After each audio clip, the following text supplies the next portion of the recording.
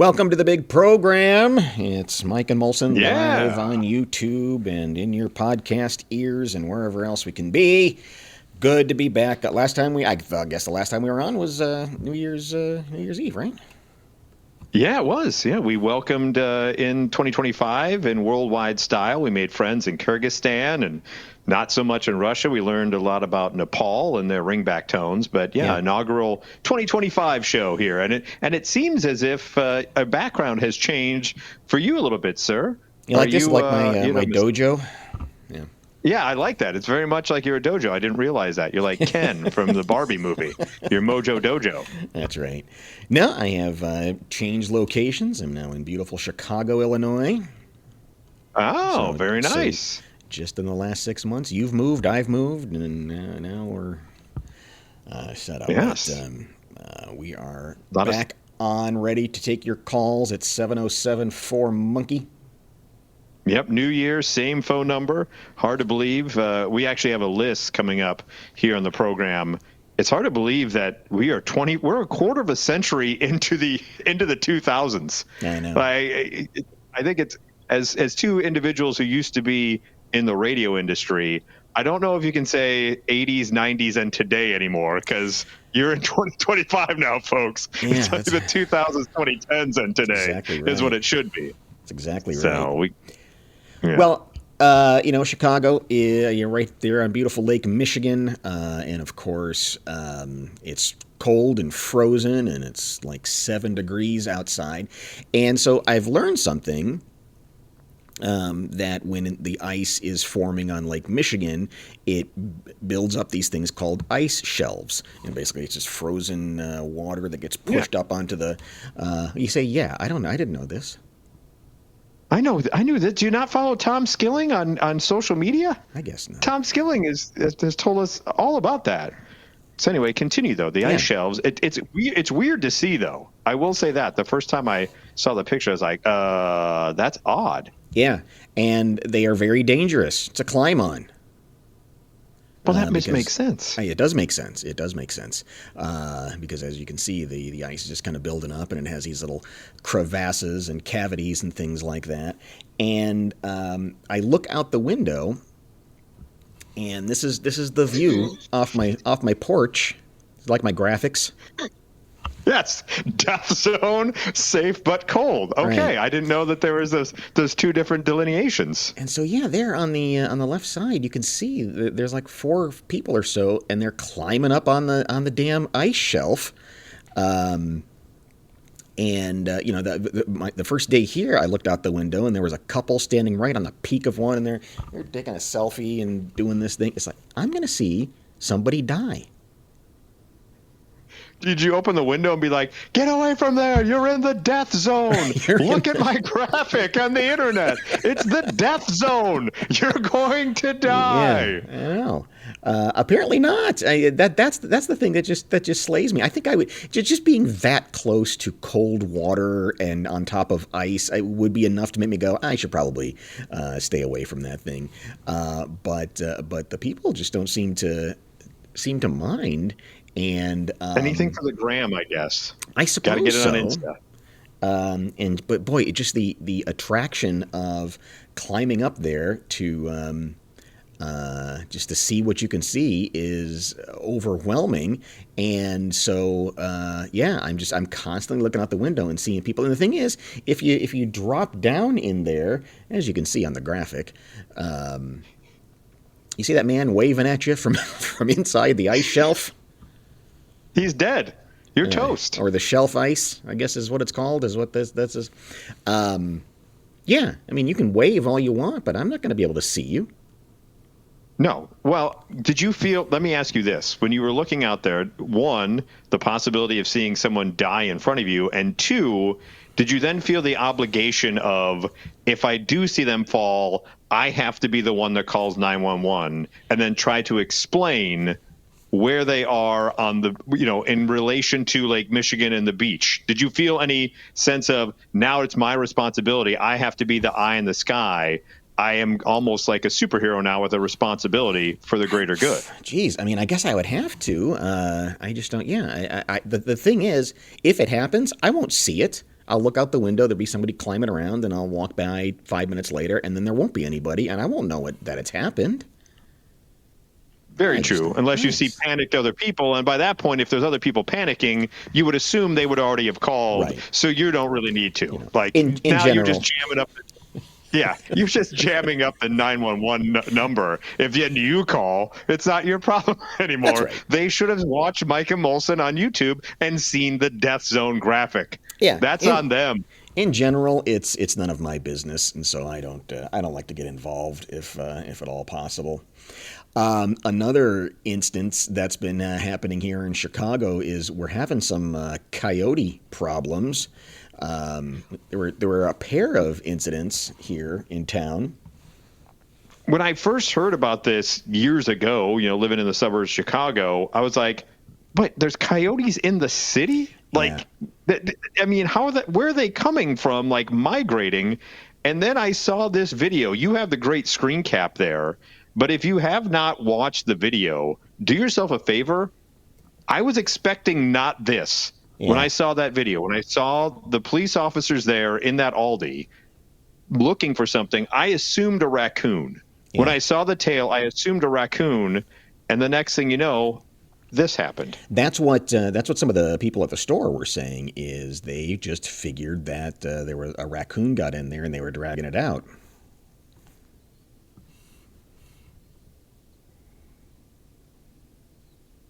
Look at this. Good Lord. And it jumps right back in. Yeah, yeah, and I'm not sure. I mean, it's like did he have it by the tail? Was that? I guess he did. Yes.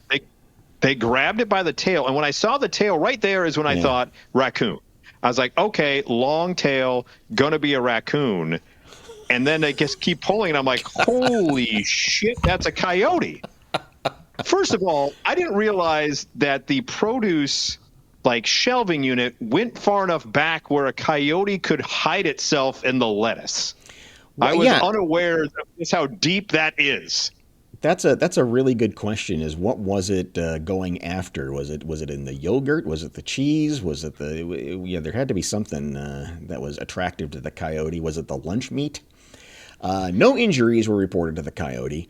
Animal control officers said it was obviously a big surprise to shoppers. They removed the coyote safely inside the Aldi, and a witness said she saw the animal roaming the parking lot minutes earlier, casing the joint. I'm going to make that big score. Going to get me some nice kale. It had been hiding in the cooler beneath a selection of fine cheeses.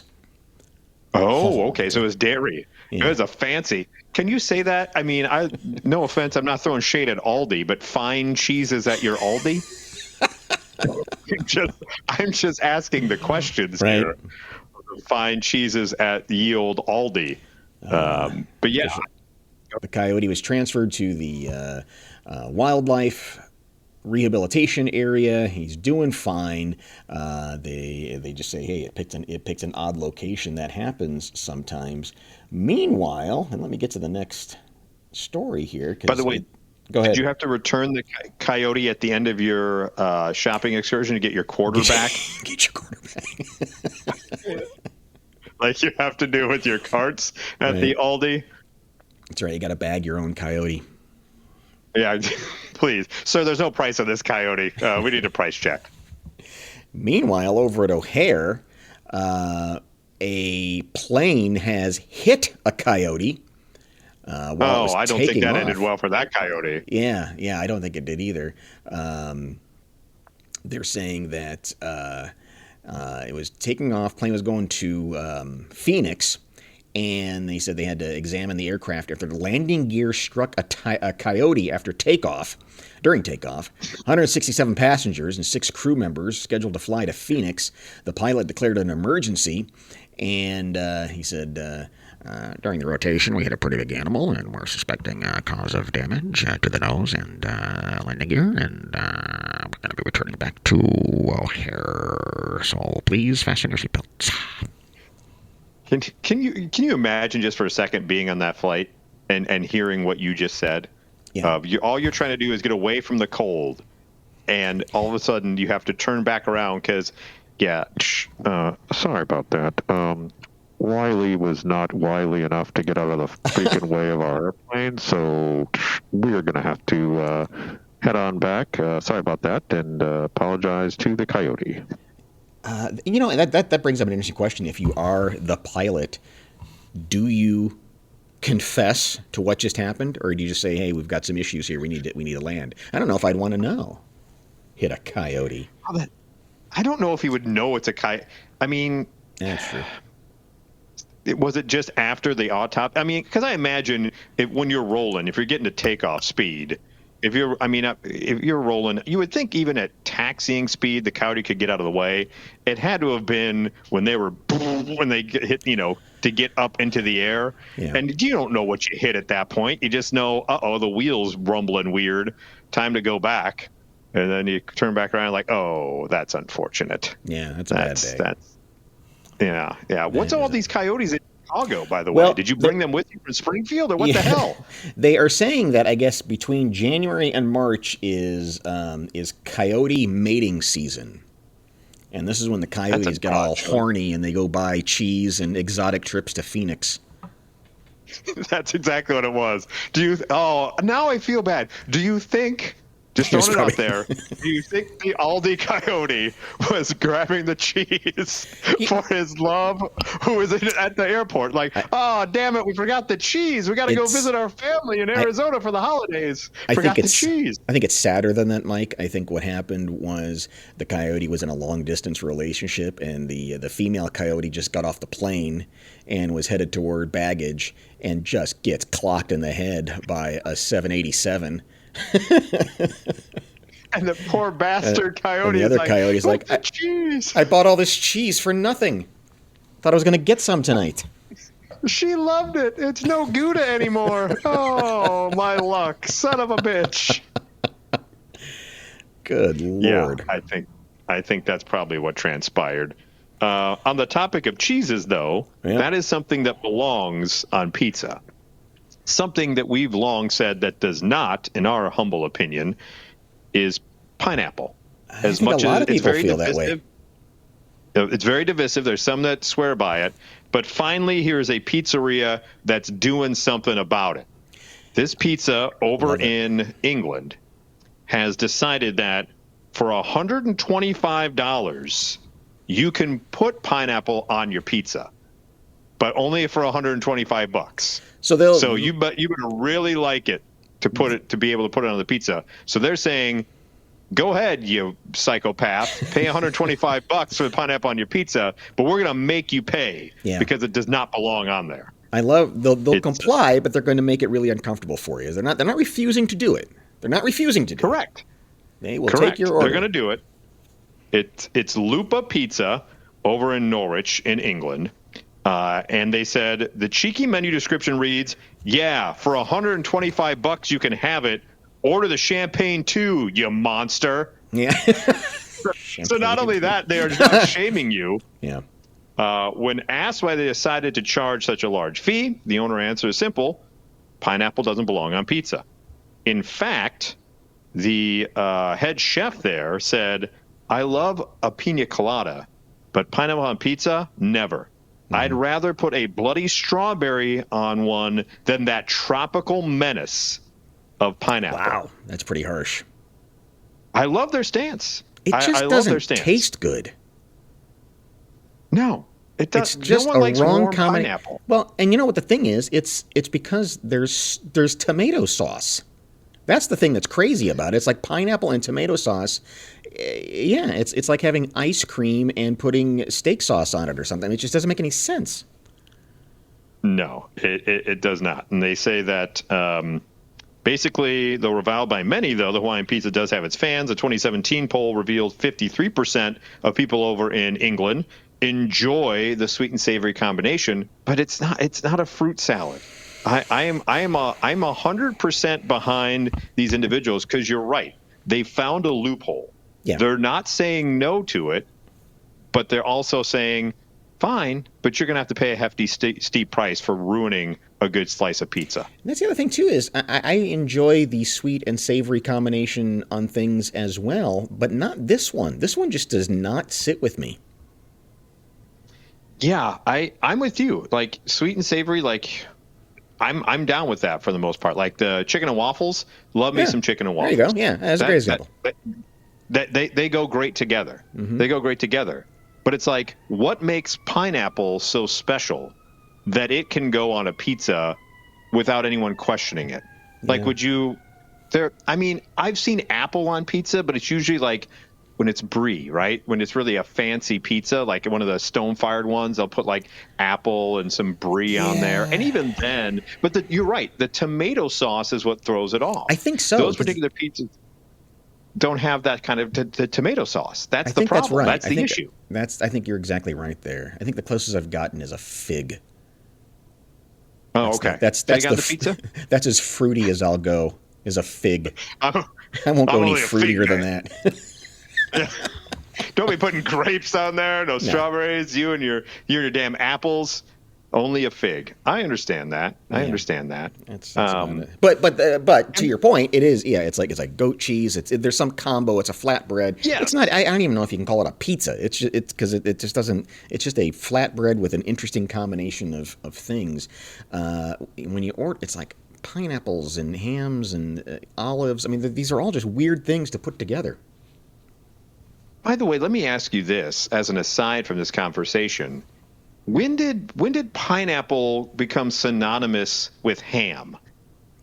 Like Oh yeah. it's ham and pineapple on the pizza, but you always seen pictures even back in from the day of like the roast ham or the baked ham comes to the table, Yeah. and it's always got the damn pineapple Got a on top pineapple of and it. three little maraschino cherries. Yes, yeah. When the hell did that start, I, and why I did it come together that way? I mean, I think that might be part of the glaze that goes onto a ham. Oh, We're going to okay. start a weekly YouTube cooking show, by the way. That'll be on our second channel, and we'll Correct. discuss these kinds of things. It'll be called I FU suspect that's. pineapple, and none of our recipes will have pineapple in it. Yeah, I don't know, man. It's just it's an odd. It's an odd. Not only is it an odd combination, it's odd that the people who are passionate about it are passionate about it. I don't get that. Very much so. Like, I'm sure we'll get comments on this video. And please comment whether you're watching live or watching it in post or even listening to it in the audio only version. We're going to have people that say that we are the worst, that we are terrible humans because we are against pineapple on pizza. All right. And Well, you're go. right. They're so passionate about it. Yeah, go watch Mr. Beast then, if that's what you want. If that's the kind of foolishness you want, go watch that. You're on That the son of a wrong bitch. channel. You're on the wrong channel. If you want, you know what? We don't want you to. I would say hit that subscribe button, but if you've ever had pineapple on your pizza, Yeah. get the hell out of here. Unsubscribe. Yeah, please. We don't want your kind. Kudos. We're gonna. You know what? We're gonna open up. We're gonna talk to those wrestlers from across the pond, and I want to get this restaurant on as well. Yeah, that'd be for great. charging $125. I think there should be a tax for your terrible taste in pizza toppings. Idiots. Well, here's your boy to you. Do I feel old list? God, it does. The fact that this is from Yard Barker, and this is a really, I thought a pretty good list. Notice it says essential, not best. It's just thrown out there. And these are 30 movies turning 30 years old in 2025. It's hard to believe that 1995 was 30 years ago. Yeah, I know. Like, if we were to remake a movie you never watched, Johnny, Back to the Future, Marty McFly would be going back to 1995. Because in the Back to the Future, he goes 85 to 55. And I don't know if culturally it'd be as jarring, but I'm sure it still would be for someone of his ilk to go back to 1995 and be like, what the hell is this slow technology? And I don't really have a smartphone. And what the hell is this payphone thing? And how the hell is this guy a president? He was a jamoke that in New York, and now he's a president Yeah, 2025. That's a really interesting point. Was it? I don't know if it's just because we're too close to it or because we lived through it or something. But growing up, like Happy Days, Laverne and Shirley, or something. I mean, that just seemed like a completely different time. Yes. Did stuff change so dramatically in the 60s that it was just a shock to the system? Because I don't know. I mean, yes, obviously technology has changed in the last 30 years between now and 1995. I'm just trying to think if society has changed all that much. You watch Seinfeld and you go, okay, yeah, he's got a cordless phone, but it doesn't. I don't get Answering that. machines, but I don't get that yeah, feeling that it's a completely different era of time. It still works for some reason, and I don't know, man. That's weird. That's weird yeah, to me. So it is. anyway, No, I get you. I'm right there with, because you're going through this list, right, of these movies that are turning 30 in 2025. These essential ones according to Yardbarker. It's like some of these still would not be. They still some of them hold up, some of them don't, but they wouldn't be that out of place. okay. So Batman Forever turns 30. So that was the one with Jim Carrey as the Riddler and Tommy Lee Jones as Two-Face. So that was at like the zenith of the Jim Carrey powers. Mm-hmm. Also turning 30 this year, Clueless. And that's Wow. one that I don't know if that one holds up. I haven't gone back and watched Clueless in a long time, but when I read that aloud, it's one of those ones that I don't feel old until I realize that's 30 years removed. Right. Because Alicia Silverstone was like, I was like, I could have dated Alicia Silverstone. And now to think like 30 years removed from the movie Clueless, which has its issues, by the way. Let's be clear And the about fact, something. Let's just hang on for just a second. Let's be clear. You would have been an appropriate age to have dated Alicia. You could not have dated Alicia Silverstone. truth. Right. Let's Yeah, say that okay. the right way. Completely Okay. different. I was Those at the are two completely appropriate different. age. Yeah, age appropriate. Correct. Yes, as somebody Alicia Silverstone's age, you could have dated, but you could not have dated Alicia Silverstone. Dated her. Correct. You are correct. Thank you for pointing that out. Yeah, you are, that's fine. You are entirely correct. But there's problematic parts of that movie of the fact that she eventually dates her stepbrother, and Right. we're all okay. Like that's what we're rooting for at the end. Like, oh, isn't that cute? Yeah. And it's like, not so much. Also turning 30 this year, Friday, a classic. The Mighty Morphin Power Rangers movie turns 30. I forgot how just how ubiquitous the Mighty Morphin Power Rangers were. I mean, they had a moment in time when every kid was all about Power Rangers, and then they vanished as quickly as they came on the scene. Yeah, then they were gone. I actually made the mistake, and it's on this list. Apollo 13 came out the same weekend as the Power Rangers movie.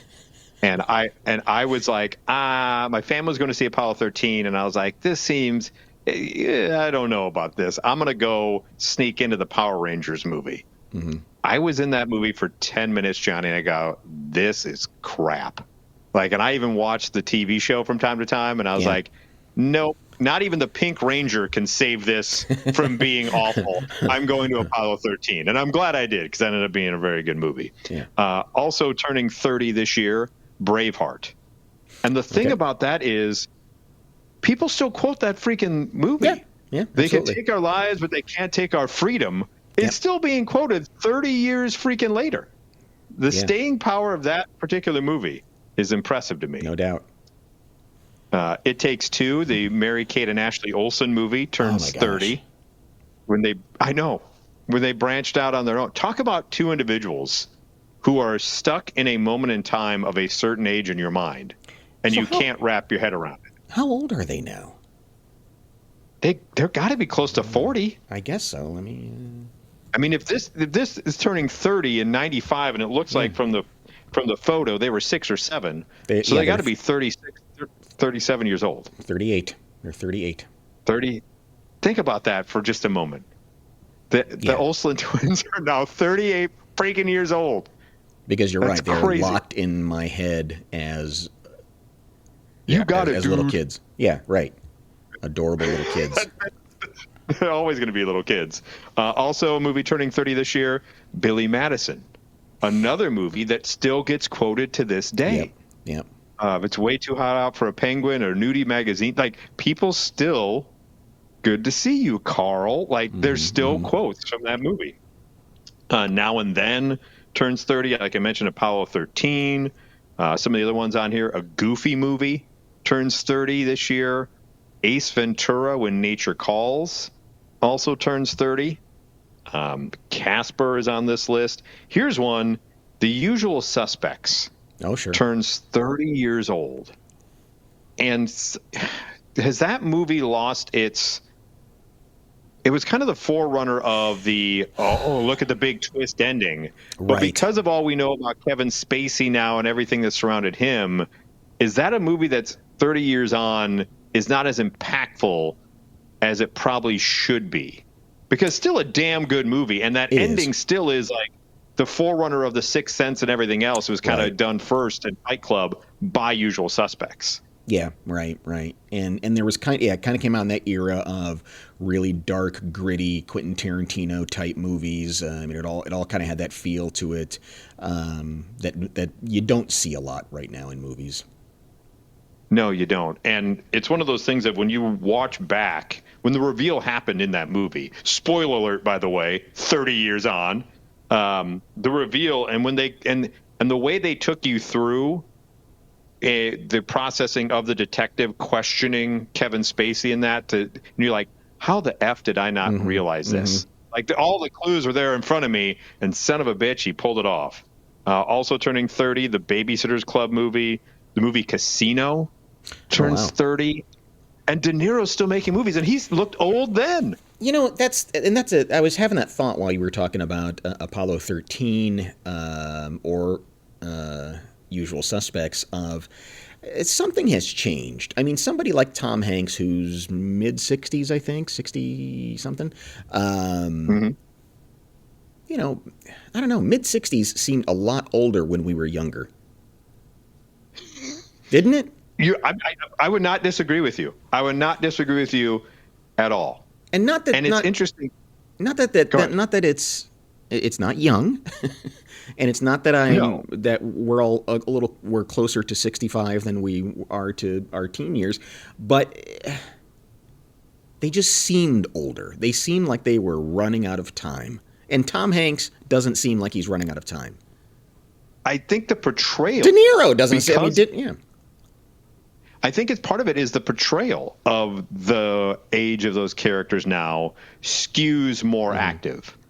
I think, you know, when we were younger growing up, the portrayal of those in the movies and everything else was old and like just kind of, and they were on the cusp of just, you know, death at 65 or whatever it was. You know, you had the Wilford Brimleys of the world, no offense, you know, Cocoon.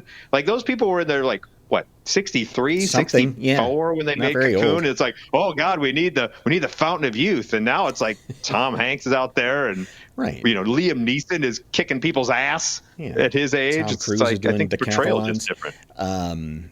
Yeah, I think that's it. I guess you know you've seen those memes go around where like Archie and Edith Bunker are in their 40s in All in the Family, and Fred Sanford was 45 or something, even though he was playing a guy in his 60s.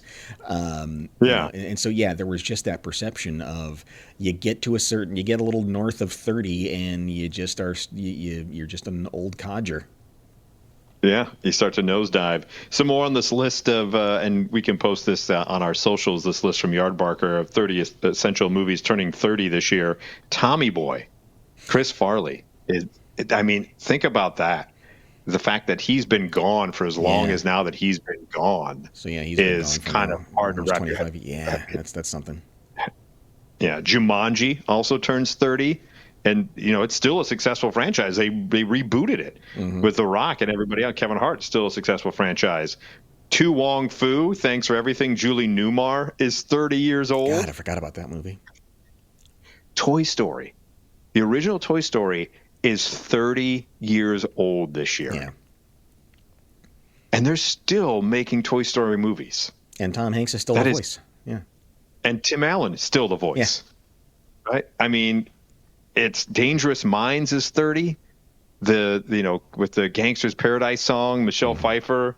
Looking at some of the other ones, Empire Records. Empire Records was one of those teen coming of age movies of like that that Gen X, like right there with Reality Bites, of like everyone you knew, like, oh, those were the cool people. They worked at the record store, and you strive to be one of the people. Like when you watch that movie, you're like, oh, who are you? Oh, I'm the stoner guy, or oh, I pined for the one lady, or I was the starving artist. And now it's like, you look at that, what's a record store? Why are they caring? Why are they working so hard? Like, it's so out of touch anymore. Yeah, it cracks me up that in those days we were all called the slacker generation. And here we are 30 years on, and now our generation are the ones running businesses and hiring people and making all the money. But it just shows you how things, they change, but they also stay the same. Right. And it makes me feel old because that soundtrack was a banger, and it's 30 years old. Also still 30 years old this year. Bad Boys, and they're still making Bad Boys movies. That's right. And so to your point, right, about the age, Martin Lawrence and Will Smith are still in those movies, right? 30 years later. So they're 55 to 60, and they're still doing the action movies now. Nobody bats an eye. Nobody bats an eye. No. Babe, the talking pig, turns 30 this year. And lastly on this list is the Mortal Kombat movie, turns 30 this year. Wow. Yeah. I remember going to that movie and thinking, oh my God, this is great. This is just like the video game, Mortal Kombat. You made a good point. Those are essential movies. I mean, again, that's a really good list of stuff to go see. Yeah. Like I said, it didn't say best. It just said essential. Essential, yeah. Let's go to Bucharest. And this, just the headline alone is giving us lots of questions. Where police were alerted that a man stole 3 amputated legs from the storage area. Let's just stop right there and query the storage area for amputated legs. What was it? Why do you store them? I mean, to graft skin for someone else? Like, do you just keep them on ice just in case of the hospital? Like, maybe the next person will fit. The only thing I can think of is there are certain religions where you should be buried with all of your parts. I think so you got to hold on to it. That's the only thing I can think of. It took place on January 10th and was captured by surveillance cameras. I want to see that. Guy. Yeah, what are you smuggling those out in? You turn it into like a leg nunchuck, and you're like swinging it around. Or how the hell are you trying to get those past security? Oh my God! I want to see a guy running down a hospital hallway with legs under his arms. So you're like thinking like there's like some ham hocks or something. Like, I gotta love this. Yeah. He entered the storage area designed for medical waste and then exited with a yellow bag, in addition to the black bag he was already carrying. He later abandoned one of the legs, realized he had an odd number, I guess, and said, well, why do I do it with 3? I only need 2. Why do I have 3? They then found a second leg, the whereabouts of the third leg still unknown. Here is a quote from the manager of the hospital. From the video recordings, the following observations were made. On January 10 at 6:57 p.m., male individual is seen heading toward the passage leading to the morgue near the infectious waste ramp. Oh, God. The worst off-ramp ever. God, the traffic jam of the old infectious waste ramp. Who works the infectious waste ramp at the hospitals? God bless you. That's awful. Yes, we salute you. If it's you, please comment below. The infectious waste ramp was unlocked, and the person entered, stealing several bags before leaving along the same route.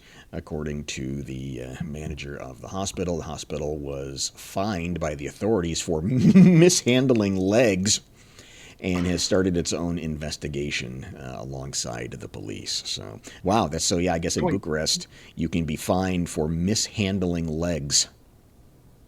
Makes sense. Also, why would you ever lock the infectious waste ramp? Like, whoever thinks, you know what, someone's going to bust into the infectious waste ramp, we better lock it tonight. Probably never. Probably never. Right. That's probably now they have to lock it because some ding dong was like, you know what I'm going to do tonight? I'm going to eye that infectious waste ramp. I've been looking. They never lock that thing. That's an outstanding point.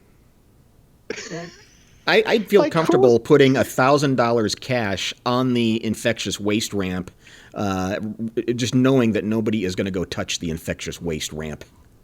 No, not even the person working the infectious waste ramp wants to go in the infectious waste ramp. Right. But you don't have to lock that. Why? Yeah, But one jamoke. he clocked in and went into the employee lounge and had a cigarette, knowing that the infectious waste ramp is perfectly safe. No one's going to touch that. And no one's going to mishandle the legs. Right. That's what it's inherent. called. It's infectious waste. Who's stealing that? Yeah. Who goes, oh, man, you know what? I'm going to make a lot of money on the dark web with my infectious waste. That's the other thing. Like, what was he going to do? Let's say he wouldn't have dropped one. What do? You now have 3 amputated legs. Do you sell toes on the internet? Do you do foot fetish? Like, it's going to deteriorate. Like, what are you doing with? Is there? I don't. You know what? I probably don't want to know because there's probably something you can do with those. But it just seems like a not well thought out plan. It's a hell of a bar trick. Well, how? I'm gonna bet you the next round of beers that I've got a leg in my trunk, and people go, the hell you do. All right, come with me. Leg in the trunk. You owe me a beer. Or do you really throw them for a loop, and do you buy a extra size up in pants and put 2 legs on either side and be like, I bet you drinking the rest of the night that I'm a rare individual to have 4 legs that I'm walking on right now. And then just pull up your pant leg and there's 2 extra legs. There are plenty of comedy reasons why you would steal legs. Plenty. No real reason, but for comedy, yes. For comedy and free drinks, you would go up the infectious waste ramp just for a joke. That's how dedicated this gentleman was. I think that's what it is. No punishment.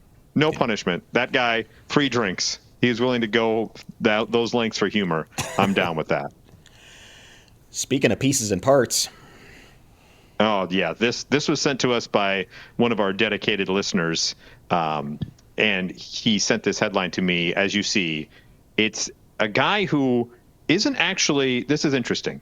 This guy reached out to a soccer team over in Europe and said, hey, you're whatever the name of the Falcons or whatever it is, I could be your unofficial mascot. I'm a falconer.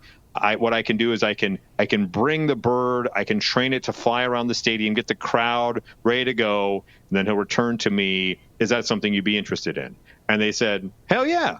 So for like the last season and a half, the guy on the left there on the screen in his pink T-shirt. Thank you for the clarification. Yeah, exactly. Which one's the guy? The eagle. He's the guy. He's the guy. The other one's an eagle. Just want to make sure everyone realized that. All so, well, short story short, because I don't know if it's long or not. I didn't see the picture. This gentleman had an injury where there had to be prosthetics in his nether region at one point. Like, I don't know if he had plastic, the fake balls or whatever it may be. So they find out, the soccer team finds out that he has shared a picture of his penis on the internet. And they go, hey, you can't just wang out here. We have standards on this pitch. Sorry, you got to go to the side. Did he share it as the mascot of the soccer team? Did he say, if you want to see something? No. I'll show you something. Yeah. No, I don't believe it's on the official Facebook page or Twitter feed for the soccer team. Like, who's got balls? We do. Check these out. But his defense was, and this is, he's trying here. His defense was, I wasn't showing it to be an exhibitionist. I was showing it for scientific reasons. And I have grown up, my family they were naturalists. So the human form to me. Come on. So the human form to me is a thing of beauty and not a thing to be sexualized. So this is not an issue. Why you decided to fire me over my penis pic, that's a hang up you guys have not me. I was showing people you can live a full penis life with your prosthetics down there. I was doing it as inspirational, as someone who grew up as a naturalist, but you were sexualizing my organ and now Wow. causing me and my bird to no longer be able to be in the company of the people we love and support the team that we have been dedicating our last season and a half to. That is a hell of a reach. Our family was naturalists. That's incredible. He's like, so do not judge. Do not judge. I was just being open and honest. You bastards. Now you're taking my bird away from the fans. It does beg an interesting question of, is it obscene if it's not a real penis? Could you make the argument? Wow. I've never seen one of these things. I don't know how anatomically explicit they are. Now, if he would have framed it of, does this look real to you? Then maybe I go, okay, you're now asking the internet for advice. Right. And it's not does this going to work? Like, would this fool someone if I were to and ready to go with this? Then maybe you're onto something. But to then say, I was born of naturalists and the human body in all its forms, with prosthetic or otherwise, needs to be seen and it's not sexual in any way. It's like, yeah, you don't just take a penis pic to take a penis pic. Well, I'm glad they have such high standards. Yeah, there's usually other intentions. I don't know anyone who's just taken a dick pic and been like, well, now I have that. And so it's just going to be there to enjoy its form. No, you do that for a reason. I'm profoundly curious about prosthetics penises right now. I do not want to search for it, though. No. I want answers, but I don't want to search because I'm just going to get ads. That's what I was going to say. They're going to get ads. Although if any of those fine people with those products would like to sponsor this particular this particular YouTube podcast, we will do our damnedest to get you as many customers as we can. It worked for Nugenics. It can work for you. We'll handle it honorably. Yes, that we will handle prosthetic penis. That's ridiculous. All right. I want to see one. If you got one, send us a picture. Exactly. Inbox. I want to see how that goes. Yeah. Yes. All right. Off and running to another year. Like, subscribe, share, mock, whatever it is you have to do. Yes, please do. And we will. We have a lot in the hopper for 2025. We've gone international with the New Year's Eve stuff, so we were looking forward to maybe bringing some guests on and everything else. So please, anything you can do to spread the word, we appreciate it.